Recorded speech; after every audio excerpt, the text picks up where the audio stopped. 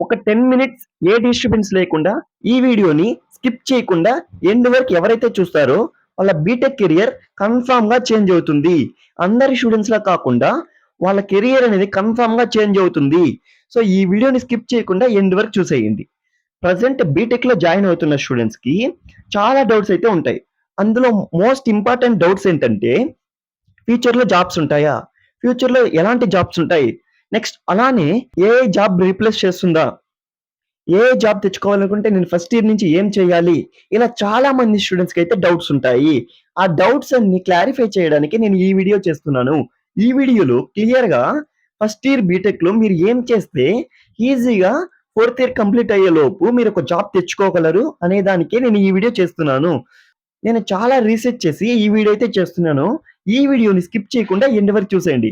And అలాగే ఈ వీడియోని మీ ఫ్రెండ్స్ అండ్ ఫ్యామిలీస్ లో ఎవరైనా బీటెక్ లో జాయిన్ అవుతుంటే వాళ్ళకి ఈ వీడియోని షేర్ చేసేయండి.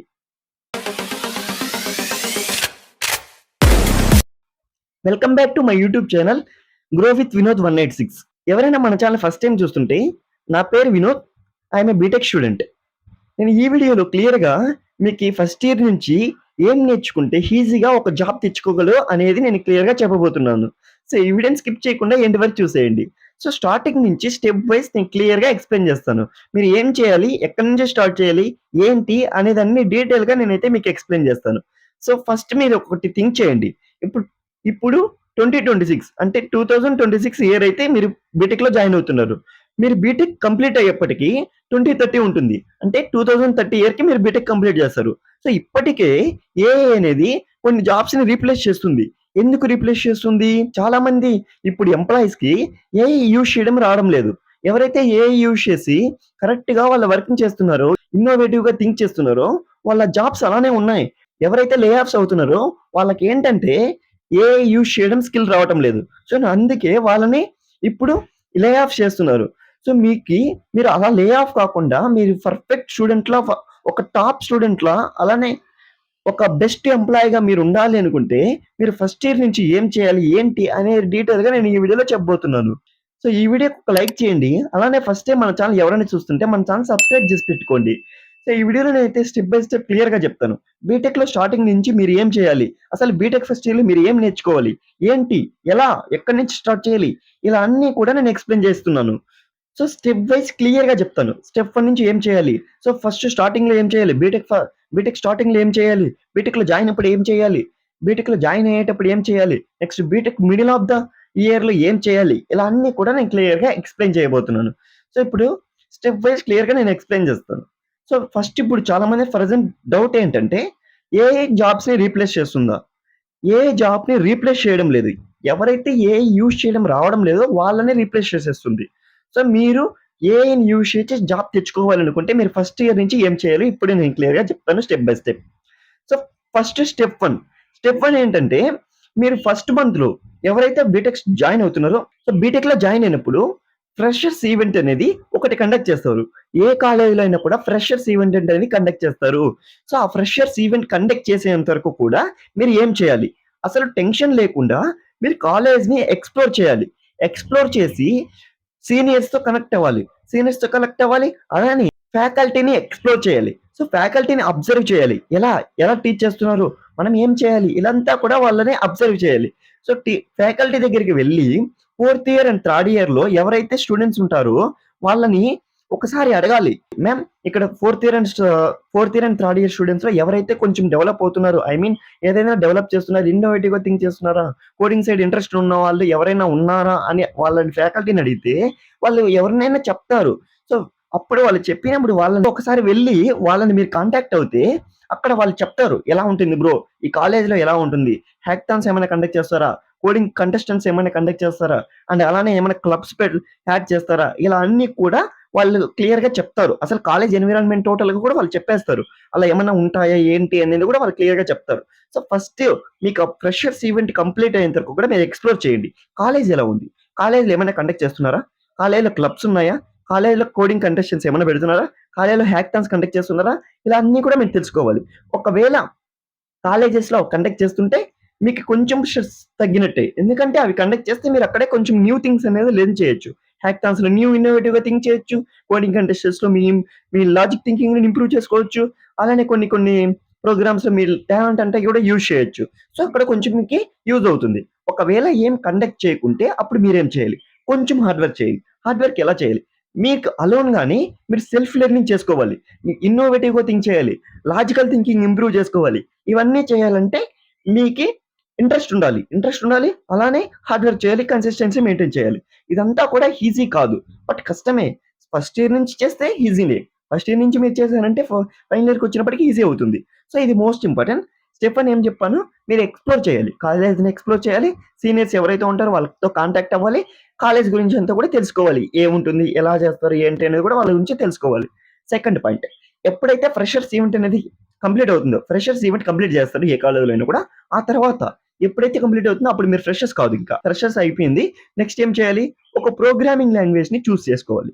Programming languages like Java, Python, C plus plus, C ఇలా చాలా ప్రోగ్రామింగ్ లాంగ్వేజెస్ అయితే ఉంటాయి.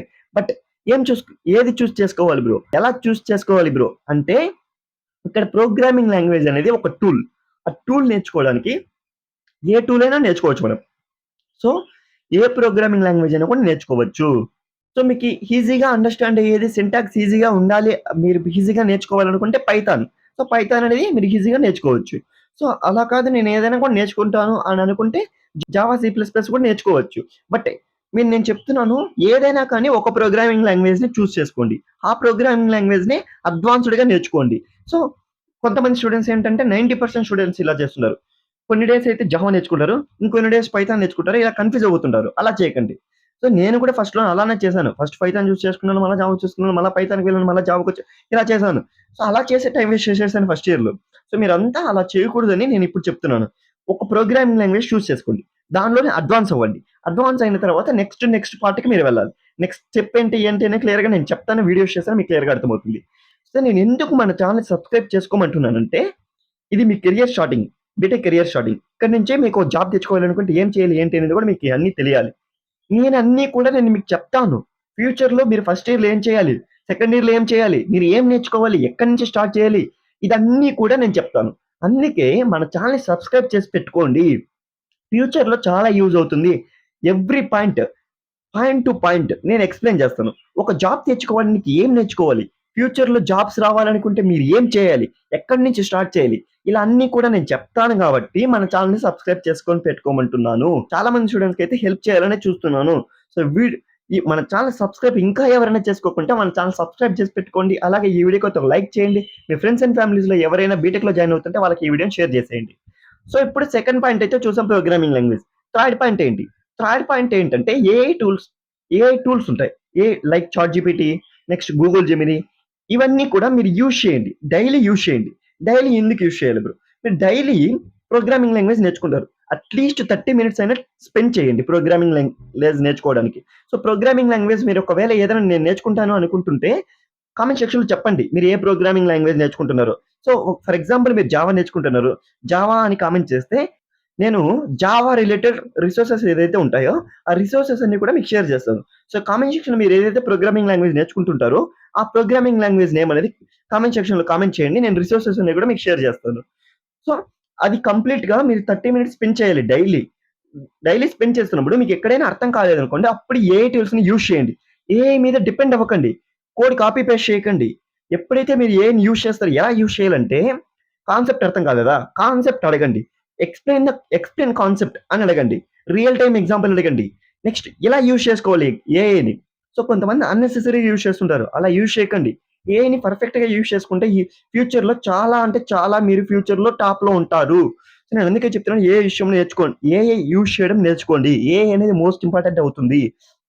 నెక్స్ట్ మీరు ఏఐని యూజ్ చేసి మీరు సబ్జెక్ట్స్ కూడా నేర్చుకోవచ్చు. ఫర్ ఎగ్జాంపుల్ సెమ్ ఎగ్జామ్స్‌కి ప్రిపరేషన్స్ అప్పుడు మీకు కాన్సెప్ట్ ఏదైనా అర్థం కాకుంటే కాన్సెప్ట్ అడగొచ్చు. రియల్ టైమ్ ఎగ్జాంపుల్ అడగొచ్చు. రియల్ టైమ్ ఎగ్జాంపుల్స్ అడుగుతుంటే మీకు కాన్సెప్ట్ అనేది ఈజీగా గుర్తుంటుంది. సో, ఏఐని యూజ్ చేయండి. డిపెండ్ అవ్వకండి. డైలీ యూజ్ చేయండి ఏఐని. ఏఐని డైలీ యూజ్ చేయండి. మనం క్వెషన్ అడిగేదాన్ని బట్టి ఆన్సర్ ఉంటుంది. సో, డైలీ ఏఐని యూజ్ చేయడం నేర్చుకోండి. థర్డ్ పాయింట్ ఏం చెప్పాను? ఏఐని యూజ్ చేయడం నేర్చుకోండి. డైలీ యూజ్ చేయండి ఏఐని. Next fourth point GitHub. Git hub అనేది మోస్ట్ ఇంపార్టెంట్ అవుతుంది. సో మీకు ఇప్పుడే అర్థం కాకపోవచ్చు గిట్ అంటే ఏంటి, గిట్ హబ్ అంటే ఏంటి అనేది. నేను ఫ్యూచర్‌లో ఒక వీడియో చేస్తాను గిట్ హబ్ గురించి. అప్పుడు మీకు క్లియర్‌గా అర్థమవుతుంది. మీరు బీటెక్‌లో జాయిన్ అయిన తర్వాత నేను ఆ వీడియో చేస్తాను. అప్పుడు మీకు హెల్ప్ అవుతుంది.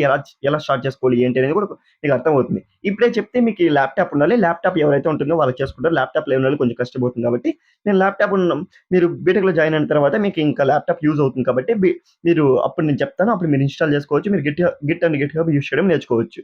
సో ఇప్పుడు గిట్ అంటే ఏంటి, గిట్ హబ్ అంటే ఏంటి అని నేను ఆ వీడియోలో నేను క్లియర్‌గా చెప్తాను. సో గిట్ హబ్ అనేది మనం చేయాలి. అది నేను ఈ వీడియో కూడా చేస్తాను. మీరు అది గురించి ఒక్కసారి గూగుల్‌లోకి వెళ్లి గిట్ అంటే ఏంటి, గిట్ హబ్ అంటే ఏంటి అని మీరు ఎక్స్‌ప్లెయిన్ చేపించు. ఒకసారి అడగండి. అది క్లియర్‌గా ఇస్తుంది. గిట్ అంటే ఏంటంటే మీకు హోంవర్క్ అనుకోండి. ఫర్ ఎగ్జాంపుల్ ఏదైనా హోంవర్క్ ఇచ్చారంటే హోంవర్క్‌ని చాలా హోంవర్క్ ఉంటుంది. ఇప్పుడు సమ్మర్ హాలిడేస్‌లో చాలా హోంవర్క్ ఇస్తుంటారు స్కూల్ డేస్‌లో. సో అప్పుడు ఒక రోజే నువ్వంతా కంప్లీట్ చేయలేవు. స్టార్టింగ్‌లో కొంచెం 2 పేజెస్ కంప్లీట్ చేస్తావు. ఆ తర్వాత 3 పేజెస్. ఫస్ట్ 2 పేజెస్ కంప్లీట్ చేసినది అది నువ్వు స్టోర్ చేస్తావు. నెక్స్ట్ 3 పేజెస్ ఏదైతే కంప్లీట్ చేసింటావో ఈ 3 పేజెస్ ఆ 2 పేజెస్ టోటల్‌గా గిట్‌లో షేర్ చేస్తావు.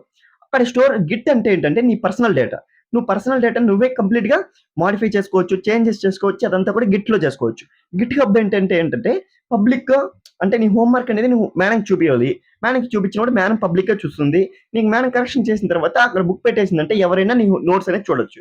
అంటే నువ్వు కోడ్ పుష్ చేసావంటే గిట్ హబ్‌లో అప్పుడు నీ కోడ్ అనేది ఎవరైనా చెక్ చేసుకోవచ్చు. ఎలా చేసావు ఏంటి అని కూడా చాలా మంది కూడా చూస్తారు. సో అలా గిట్ హబ్ అనేది అది ఉంటుంది. ఇప్పుడే అర్థం కాకపోవచ్చు. మీకు ఫ్యూచర్‌లో నేను చెప్తాను. నెక్స్ట్ ఫిఫ్త్ పాయింట్ లింక్డ్ఇన్ అనేది ఫ్యూచర్‌లో మోస్ట్ ఇంపార్టెంట్ అవుతుంది. మీరు ఇప్పటి నుంచే నేర్చుకుంటే లింక్డ్ఇన్ ఎలా యూజ్ చేయాలి అని చాలా యూజ్ అవుతుంది. లింక్డ్ఇన్ ఏంటంటే మీకు జాబ్స్ కోసం లింక్డ్ఇన్ యూజ్ చేస్తాం. రిక్రూటర్స్‌ని ఫాలో అవ్వడం ఇలా అన్నీ కూడా లింక్డ్ఇన్‌లో చేయాలి. లింక్డ్ఇన్ మీద కూడా నేను ఒక వీడియో ఫ్యూచర్‌లో చేస్తాను. మీరేం భయపడకండి. లింక్డ్ఇన్ ఎలా ఆప్టిమైజ్ చేసుకోవాలి ఏంటి అనేది కూడా నేను ఫ్యూచర్‌లో చెప్తాను. సో లింక్డ్ఇన్ గురించి మళ్ళీ మాట్లాడుకుందాం. మీకు ఇప్పుడే అవసరం లేదు. లింక్డ్ఇన్ అకౌంట్‌ని క్రియేట్ చేసి పెట్టుకోండి. ఎలా క్రియేట్ చేయాలంటే చాట్‌జిపిటిని ఒకసారి అడగండి. లింక్డ్ఇన్ అకౌంట్ ఎలా క్రియేట్ చేసుకోవాలని అది డీటెయిల్‌గా మీకు లింక్డ్ఇన్ అకౌంట్ అనేది క్రియేట్ చేసేస్తుంది. Next projects. మీరు ఏదైతే ప్రోగ్రామింగ్ లాంగ్వేజ్ నేర్చుకుంటుంటారో సింపుల్ ప్రాజెక్ట్స్ అయినా పర్లేదు. మినీ కాలిక్యులేటర్ అంటే ఇప్పుడే అర్థం కాకపోవచ్చు మీకి. మళ్ళీ ఫ్యూచర్‌లో అర్థమవుతుంది. నేను వీడియోస్ చేస్తాను కాబట్టి అప్పుడు మీకు అర్థమవుతుంది. సో మీరు సింపుల్ ప్రాజెక్ట్స్ అనేవి చేస్తూ ఉండాలి. సో మీ programming language decision problem solving స్కిల్స్‌ని ఇంప్రూవ్ చేసుకోవాలంటే మీరు సింపుల్ ప్రాజెక్ట్స్ కూడా చేయాలి. మీరు ఎప్పుడైతే లాజికల్‌గా థింక్ చేస్తుంటారో అప్పుడు మీ ప్రోగ్రామింగ్ లాంగ్వేజ్ స్కిల్స్ అనేవి ఇంప్రూవ్ అవుతుంటాయి. సో కోడింగ్ అనేది ఫస్ట్ ఇయర్ నుంచే స్టార్ట్ చేయాలి మీరు. సో మీరు ప్రాజెక్ట్స్ గురించి కూడా చెప్పాను. నెక్స్ట్ ఏంటి? పార్టిసిపేషన్ ఆపర్చునిటీ అంటే like hackathons, coding contestants, clubs ఇలాంటి వాటిల్లో ఏదైనా కండక్ట్ చేస్తే కాలేజెస్‌లో అందులో పార్టిసిపేట్ చేయండి.